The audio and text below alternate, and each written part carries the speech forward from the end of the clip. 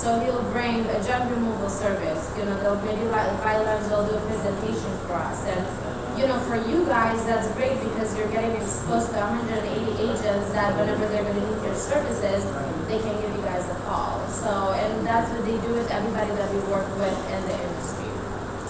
And there's different ways of doing it. I mean, you guys could partner up with real estate companies, you can partner up with events where they bring, title, financial advisor, realtors to kind of, because that's, to me, I think that should be your audience or the people that you're trying to get as realtors, because we know, we're the ones that work with the clients and we'll be able to be the ones that's going to refer you guys out there. So.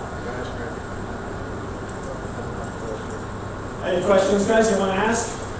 In the Dallas market, what would be a common clean out junk job that you two would run into? Say single family homes. Just the garage, the whole thing. I mean, usually the whole thing. I've had a couple where it was an investor deal and we had to go in and clean everything out. So it just really depends. I mean, I think I told the story the other day where it was a regular, because usually with investors, that's the deals that you're going to run to most of the time, because we really, an investor client, they don't really know what they're getting themselves into.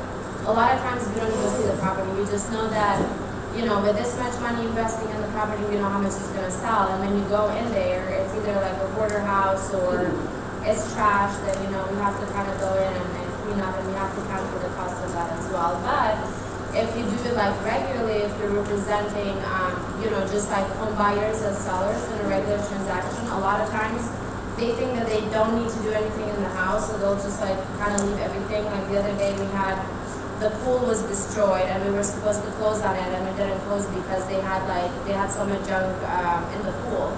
And then they stopped maintaining the pool because they thought that, they're going to get rid of the house in a month. So it's pointless for them to clean it up. And then we had to go back and we could negotiate for them to get it cleaned up. So. After closing table? Well, we didn't close. We had to extend for a day because my client, I was representing the buyer, and he's like, I'm not, this is not what I agreed upon. Whenever I view the property, we executed on a house that looked like this, not trash. So we had to extend closing, and they had to go and clean it up. Okay. Is there much activity in the DFW condo market? Yes, I mean, I think it is, and it really depends who you work with. I mean, I work with investors, but you do have real estate agents or companies that specifically just work with investors, or like wholesalers, which I'm sure you may have heard of them, or people that do pre-foreclosure properties.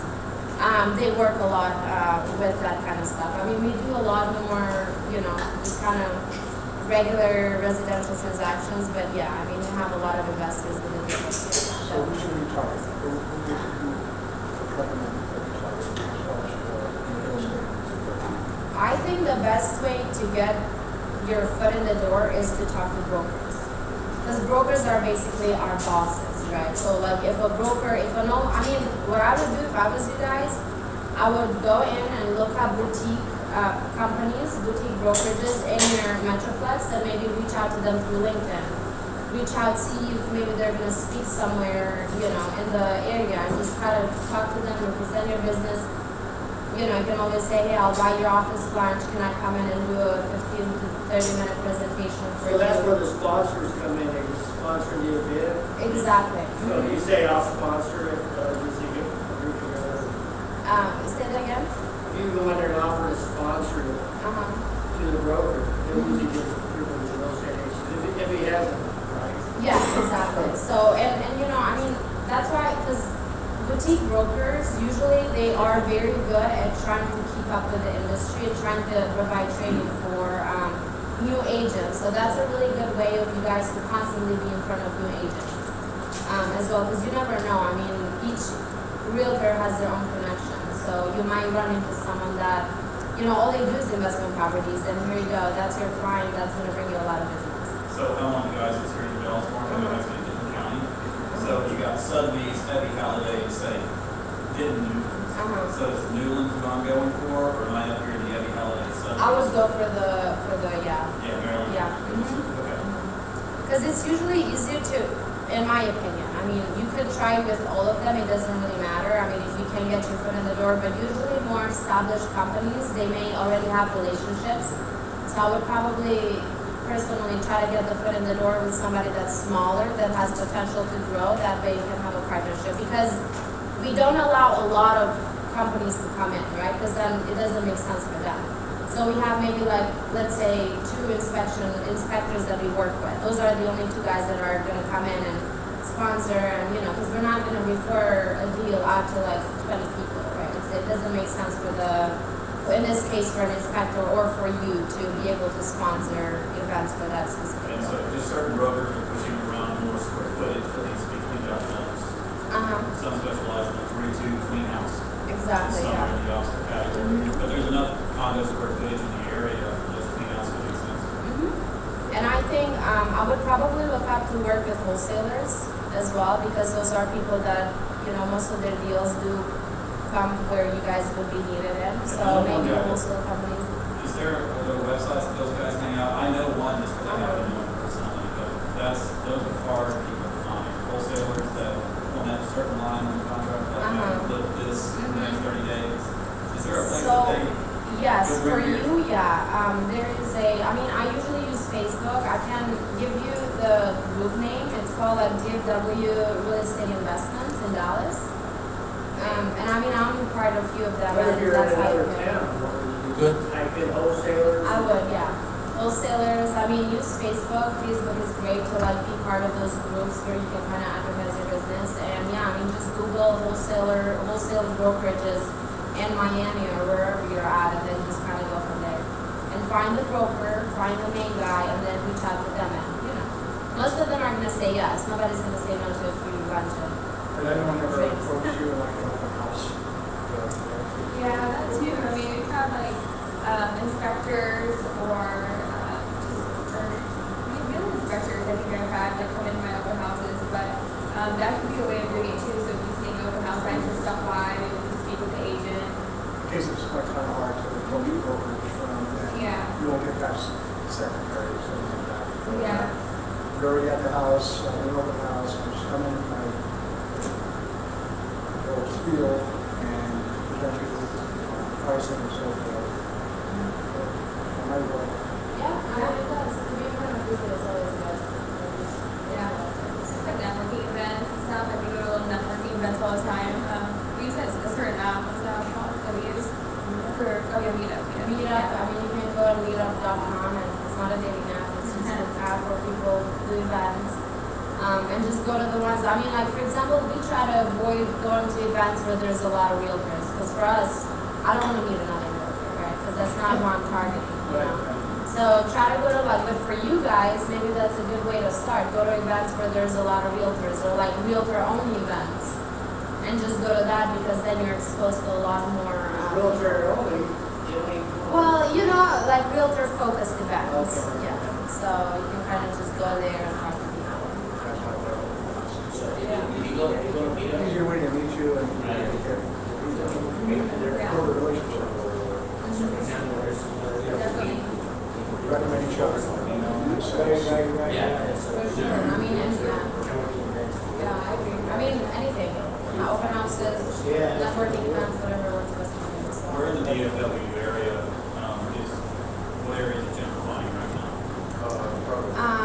Bishop Arts, Or East Dallas. I should say, heading out to the Louisville area. Or is that Louisville. all new construction? Well, you do have Little Elm, they're building a lot of new places, the McKinney, Prosper, they're going all the way to Anna. You have North Lake, up and then even further up there. They're building in every side of the DFW. I guess I'm looking more for they're taking those old neighborhoods from the 40s, adding a second floor to them, so there's going to be a lot left over. Well, I think that's really happening in the Bishop Arts area, so Oak Cliff area, the Lakewood area as well. Trinity Grove's not really. You have that pocket off of in Cedar Springs, close to Highland Park. So Northwest Dallas is also something big. So usually closer to the city. Anywhere that's closer to the city, I think it's better. So Greenville or Greenville area. But Is there any places where you get a list of the realtors? Just a list of, in your particular city or? So usually if you go to our company's website, for example, you will be able to find name and last name of every realtor that works for them. So maybe if you pick a broker that you want to go in and, you can get their names and maybe look them up. And most realtors, our stuff is public. So, you'll be able to find my phone number, my Facebook page, my Instagram, my everything on Google. So it's not really hard to find our contact information. Yeah. And even just shooting people a text message, like I have loan officers usually are the ones that try to work with us, or inspectors mostly. If somebody's gonna text me, hey, this is who I am, this is what I offer, they'll send me their business card, and I'll use them, especially if it's not, so if it's somebody that I don't have a relationship with. So you have discussion groups on Facebook, Instagram, Pinterest, Yeah. So usually if you're using somebody you're not really happy with, you're always looking in. Yeah, well, it depends. Right, if you have somebody that's reliable, of course I'm going to be using them. But I think I told on the last video, a lot of times whenever you work with contractors, honestly, it's not the best experience because they're not reliable. So, I have a great contractor that I like to use, and he's affordable and everything, but he'll go on Miami, and I don't know where to find Francisco. So it's then of course I have to move to somebody else. So, but if they're reliable, then of course I'm going to use. That's my take on it. But if they're not, there's an opportunity for you to get in there. I like how she said that, opportunity. What's one of the worst things you've seen when you go into a property that you were just like, holy shit, I just got shafted on this? What's something that you've seen that? Just everything. When you go into a house and there's junk everywhere, things that you do not ever expect to find, and you'll find into a house. And they think they're normal people. Yeah. Yeah. I'm sorry to interrupt, but I think one of the issues also that we talked about last time you were here, Barnum, was the fact that she doesn't know sometimes what she's getting into when they get into these houses. So we all show up and we're like, what the? Why didn't she give us a heads up? She sometimes doesn't know either. You know what I mean? Some of the results that, like she said, she was going to close and then pull that stuff in. You know what I mean? So I always blame the realtors. When I get to a property, I'm like, God damn, how did they get this out of place? How did they let this out? And it's not. Sometimes she doesn't even know. Brenda, you're frustrated because you didn't bring the right manpower. Exactly. She's frustrated because she's going to get a house ready for the next person to contract, and the junk has to get removed. Her commissions slowly dwindling away with time, and I show up with Diego. It should have been 3 Diegos, you know what I mean? Right. So now I'm unarmed, kind of, you know what I mean? So there's been situations like that, you know? And I will tell you, when I work with investors and when we transact an investor, those kind of transactions, I'm not going to go in there unless I've got someone with me, because I just really do not know what to expect.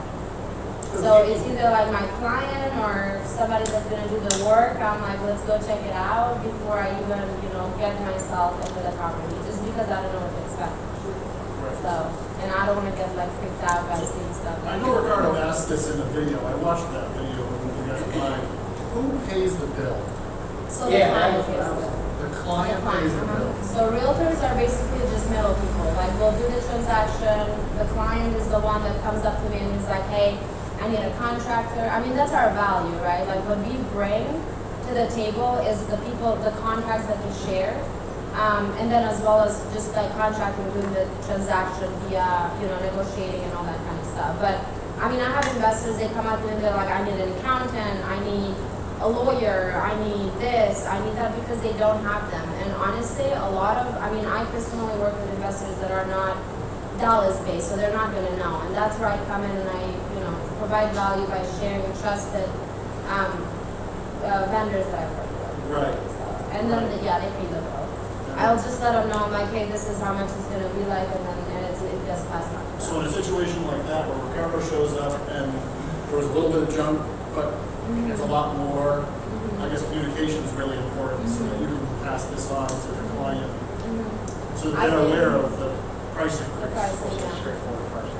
Yeah, you have to, that's one thing that I hate is like when people change the prices on me last minute. course. Because I'm like, I already notified my client that it's gonna be, I'm just gonna use $1,000 to do something. And now it's 1,300, and I mean, I'm not gonna go back to them and change it up, because it's most likely gonna come out of my commission, because I didn't, you know, I don't have to, but I would like to So do that just so I can consistency keep on the- pricing is very, Yeah, because But it's just, Carla's yeah. right, I mean, if you have to change it in a minute, obviously there's data decay on the money. You ran into a You have to raise it, situation. you have to raise it. Yeah, we ran into this a week and a half ago. Mm, So, I mean, I get data decay on commissions, but, I mean, if the price has gotta go, the price has gotta go up, mhm. right?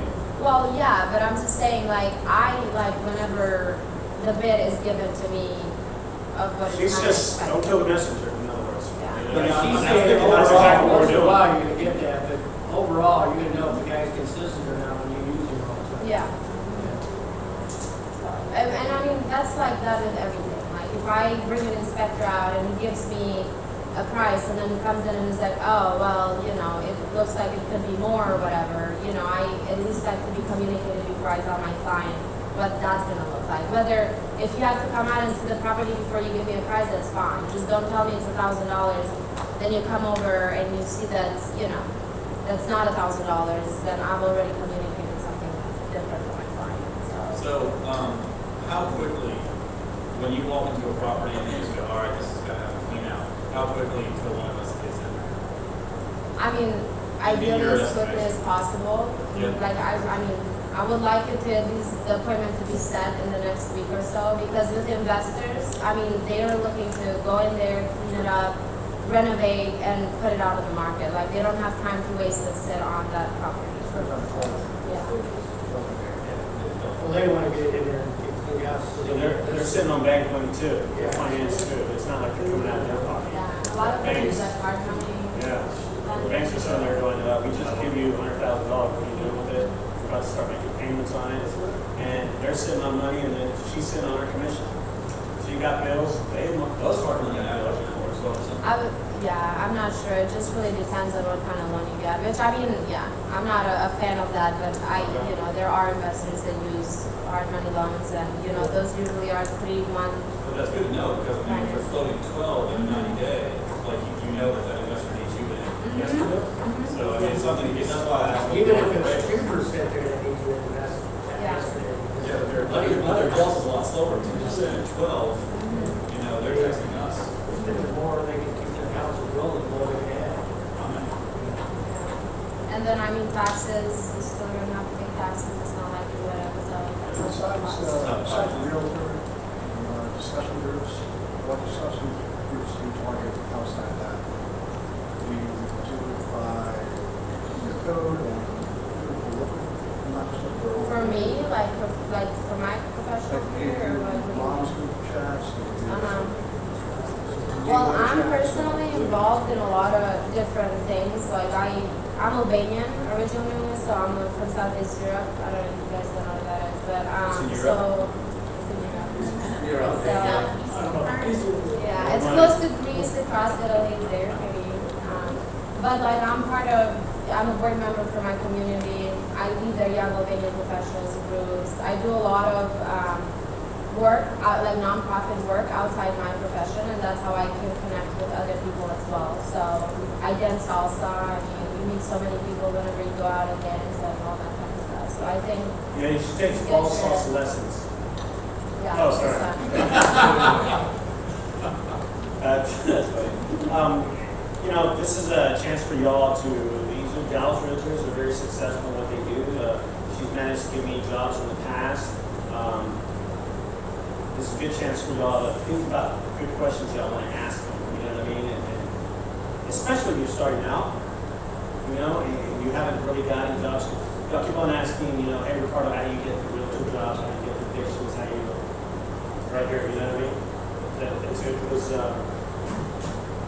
like I said, when we're cleaning these things out, it's also good for the relationship that we have to do these jobs, you know what I mean? No, she knows I'm not screwing her over on price, and she knows she's not going to screw the homeowner on price, which is now the investor, of course. You know what I mean? So can I ask a question? I know I'm supposed to ask a question, but how do you guys do you attend realtor networking groups? else? I mean, what's worked best for y'all to generate your business? Instagram. Instagram? I get those calls on Instagram. You do on Instagram? Just connect with them, say, send you guys a DM, let you guys know this is the service I provide, some comments, some no, and some just reach out, say, girl, and that, and we'll go from there. And then that's when the relationship turns into business. That would actually, Instagram, I don't mean to interrupt, that would be a perfect way to reach her. Yeah. But she makes these complex Instagram posts that I think you're the only one in DFW that does stuff like that goes all out on your Instagram.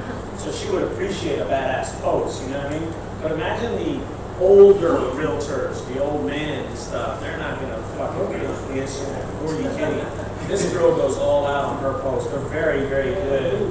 I'm not trying to pick up more business from realtors, but I look at her Instagram posts just because they're interesting, they're funny. They have information and there's a lot of content on it, you know what I mean? So when you say that, maybe Instagram is a way to go, but I wouldn't think it'd be the primary way to get other people's business, your business, but not other people's business, you know what I mean? Are you guys The part younger of, generation, for are you sure. part of Rio Group here? What?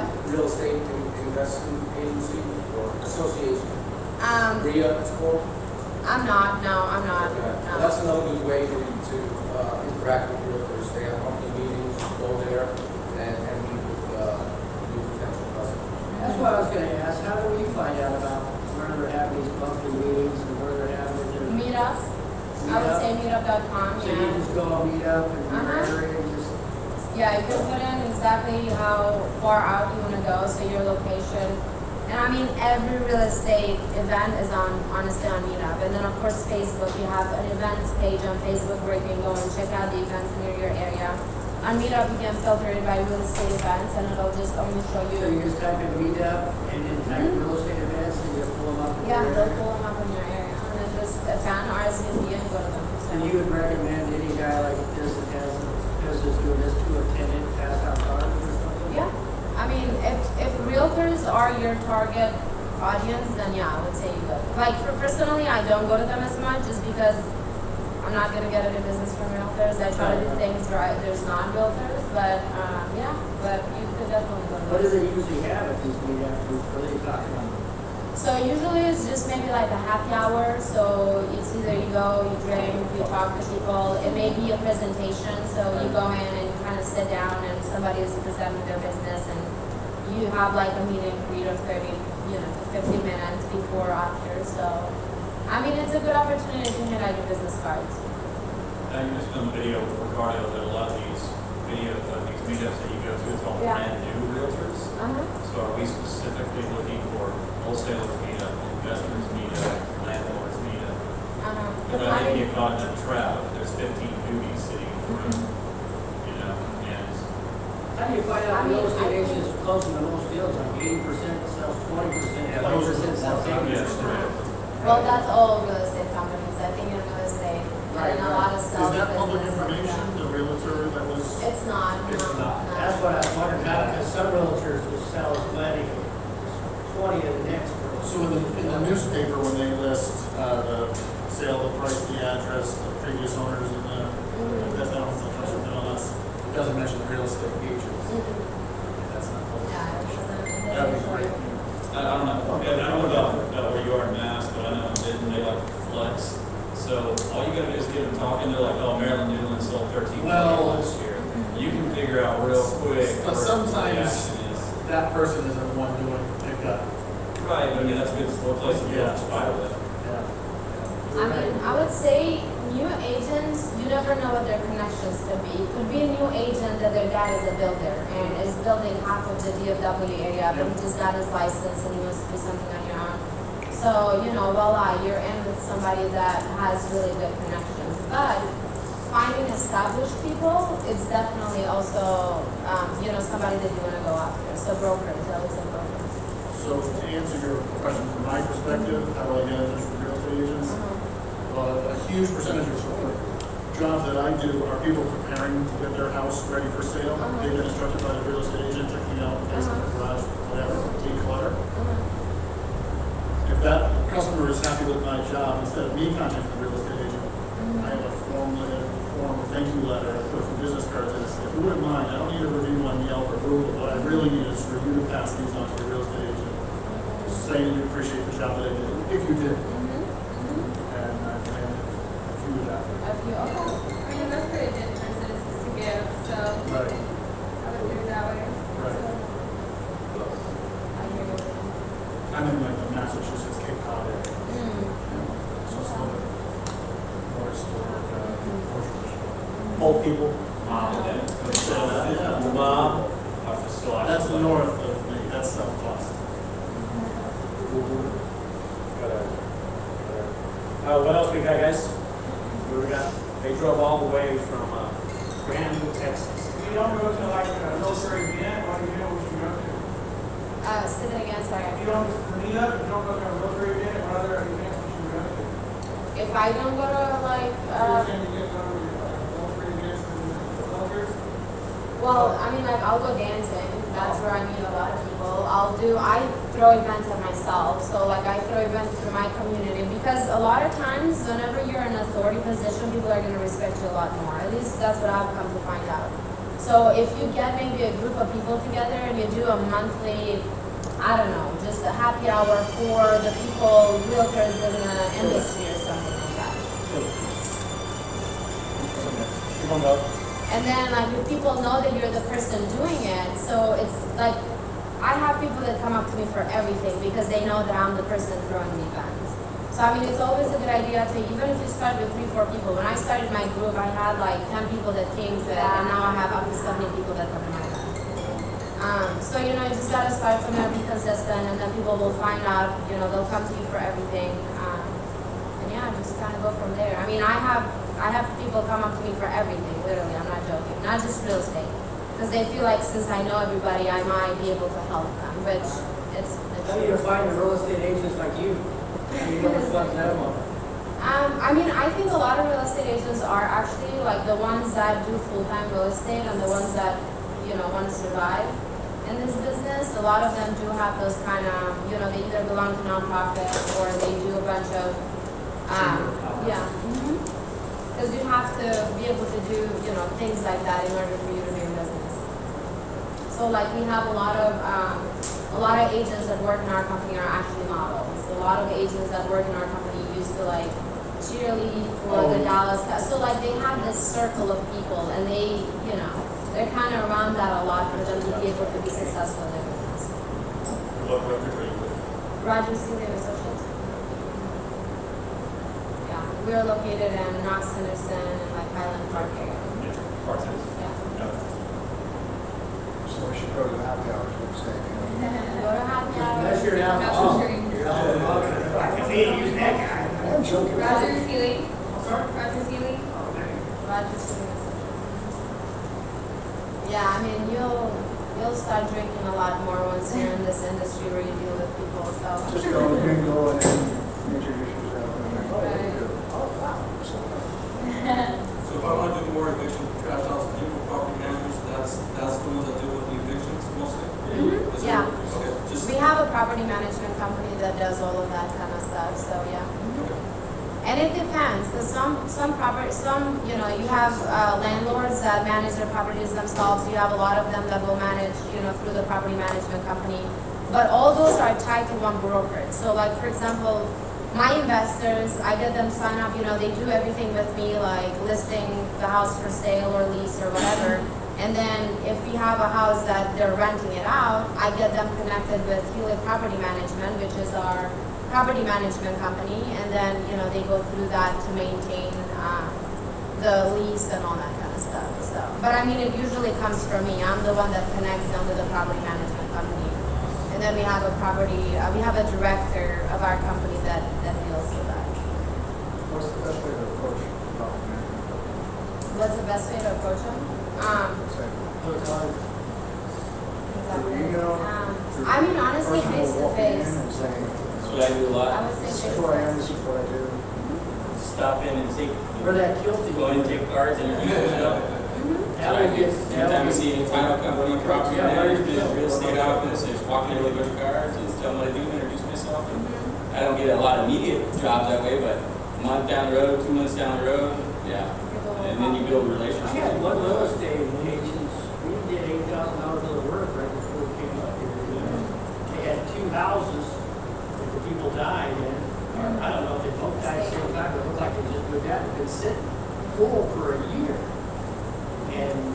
guess the title company had some kind of issue, they decided, okay, we need it all cleaned out, and so we went down there, and then she said, I need it all out.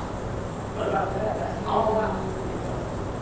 Yeah, and I mean, be persistent. Like, that's one thing that I do. Like, people will come up to me one time, but I mean, I'm not going to remember him. When I know that he sent me 10 DMs, I at least know how he looks like or the name of the company that he's working with. And I'm not going to say, I'm not going to block him because I'm like, okay, clearly it's, you know, you're professionally very persistent. Right. And I mean, I think people in this industry appreciate that. Like, because I do that with my clients. I have to be on top of it. I have to follow up. I have to over-communicate. And when people are the same way, I respect that because it shows the hustle that you're trying to get the business and, you know, just at least, will remember you. Yeah. Not as much. We do mostly residential, but in commercial. Do they use the same property management companies or totally separate like residential? They do, but it depends what kind of commercial building you have. Like, for example, I do a lot of leases on commercial buildings, and we don't actually manage anything because that's managed by somebody else, right? But if you do buy a property, then yeah, of course, that's treated completely different. But I mean, you can talk to commercial brokers that specialize in just the commercial side of it to be able to see. So I can do real estate, just residential, discussion groups and commercial, commercial discussion groups, I guess. And they're different, like they're very different. Residential and commercial are very different. So people that know people in commercial, you know, it's completely different than people that do just residential and stuff. Randy from California. How do you appreciate gift card, you took a little bit of real estate and real estate. Remember, gift. I appreciate it. I mean, I personally do not. I like gift cards when they're given to me after a relationship has been built. And of course, like if somebody's coming up to me with like, I don't know, $100 gift card up front and is wanting to give it to me for the business, I personally don't. And I mean, it may be different for everyone, so I can't speak to that. But I appreciate gift cards after the job was done, or after the referral was given, or after something happened. That way I'm not feeling like they're trying to buy my business versus giving me some type of value. My opinion. So you run into that once in a while, right?